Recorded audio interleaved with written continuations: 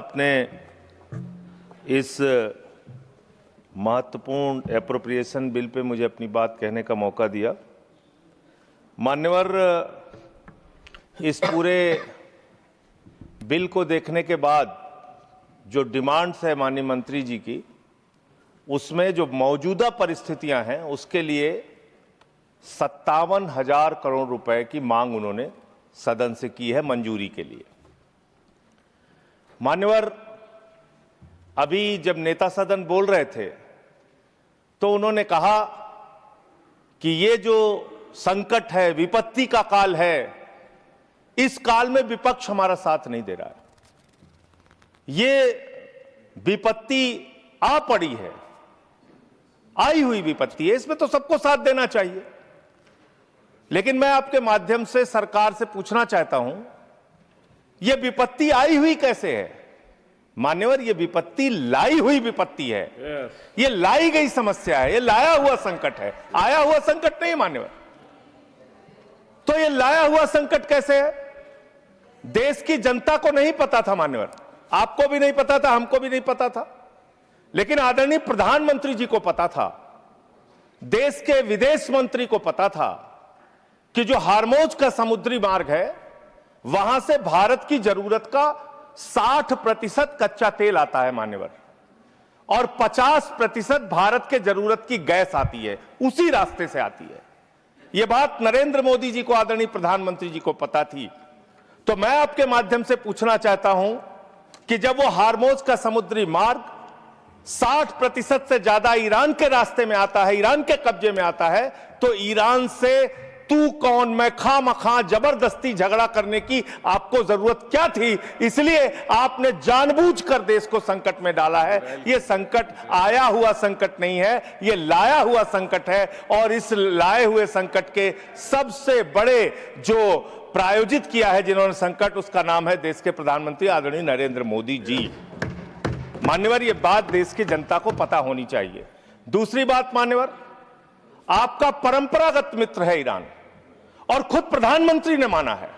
प्रधानमंत्री जी जब गए थे ईरान की यात्रा में, उन्होंने कहा भारत और ईरान की दोस्ती इतिहास से भी पुरानी है। ये प्रधानमंत्री के वक्तव्य हैं। उन्होंने खामेनेई जी को कुरान की पांडुलिपि भेंट की थी 7वीं शताब्दी की मान्यवर। उन्होंने चाबार पोर्ट का समझौता किया था, जिसका बखान प्रधानमंत्री ने खूब किया कि भारत का व्यापार बढ़ जाएगा, पाकिस्तान की अब हमें जरूरत नहीं पड़ेगी, अब हम अपना एक अलग रास्ता बना के और भारत के व्यापार को बढ़ाएंगे। और वहां पर सरकार ने सैकड़ों करोड़ रुपए चाबार पोर्ट पे वेस्ट किया। 2019 तक भारत को ईरान से सस्ता तेल मिलता था, रुपए में तेल मिलता था, गैस मिलती थी, हमारा मित्रतापूर्ण संबंध था उनसे। लेकिन भारत के प्रधानमंत्री खामेनेई की मौत पे खामोश रहते हैं। 160 स्कूली बच्चे मार दिए जाते हैं, खामोश रहते हैं। और इतना ही नहीं मान्यवर, ईरानी नौसेना को हमने अपने युद्धाभ्यास में बुलाया, और जब वो नौसेना का जहाज वापस जा रहा था, 100 नौसैनिक मार दिए गए ईरान के, अमेरिका के द्वारा। प्रधानमंत्री खामोश। हमारे मेहमान मारे गए, एक शोक संवेदना के शब्द हमने नहीं बोले। तो ये संकट भारत के ऊपर आपने लाया है, ये आया हुआ संकट नहीं है, मैं फिर से स्पष्ट करना चाहता हूं। दूसरी बात मान्यवर, दूसरी बात, आपने जो तेल और जो ऐसे समय में 60 रुपए घरेलू गैस का दाम और 115 रुपए कमर्शियल सिलेंडर का दाम आपने बढ़ाने का काम किया। तो पूरे देश में एक हाहाकार की स्थिति है।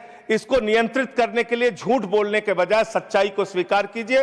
और आज जो कहा गया कि हार्मोज समुद्री मार्ग खुल गया है, गलत जानकारी सदन को नहीं देनी चाहिए। हार्मोज समुद्री मार्ग से मात्र 2 जहाज आपके आए हैं, 22 जहाज अभी भी आपके रुके हैं। मैं शुभकामनाएं देता हूं कि आप वार्ता करके उस समस्या का समाधान कराइए। अभी है मान्यवर समय है। मान्यवर, 2 मिनट में आपसे और लूंगा। मान्यवर, दूसरा विषय, मैं आपके माध्यम से सरकार से अनुरोध करना चाहता हूं।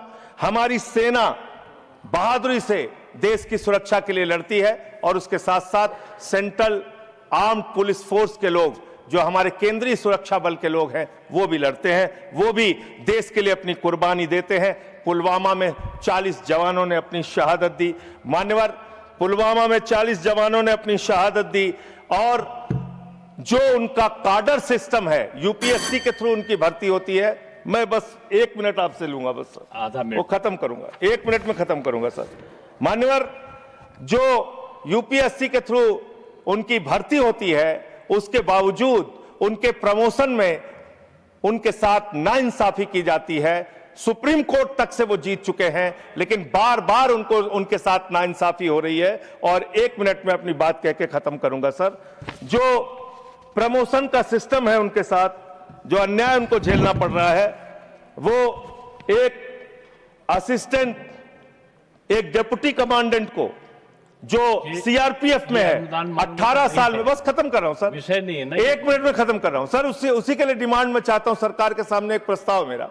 18 वर्षों में एक प्रमोशन मिलता है सीआरपीएफ के डिप्टी कमांडेंट को, और असिस्टेंट कमांडेंट को 15 वर्ष में एक प्रमोशन मिलता है।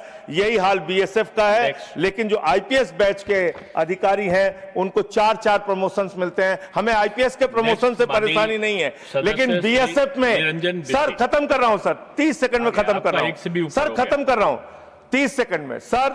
मेरा सिर्फ आपके माध्यम से सरकार से इतना अनुरोध है कि जो हमारे केंद्रीय सुरक्षा बल के जवान हैं, जो हमारी वो सेना है, उसका मनोबल कमजोर ना हो जवानों का, और उसमें आईपीएस को उनकी पोस्टों पे ना बैठाया जाए। जहां डीजी, डीआईजी, आईजी बनने में उनकी योग्यता है, उनको उस पोस्ट पे बैठाया। धन्यवाद उपसभापति महोदय।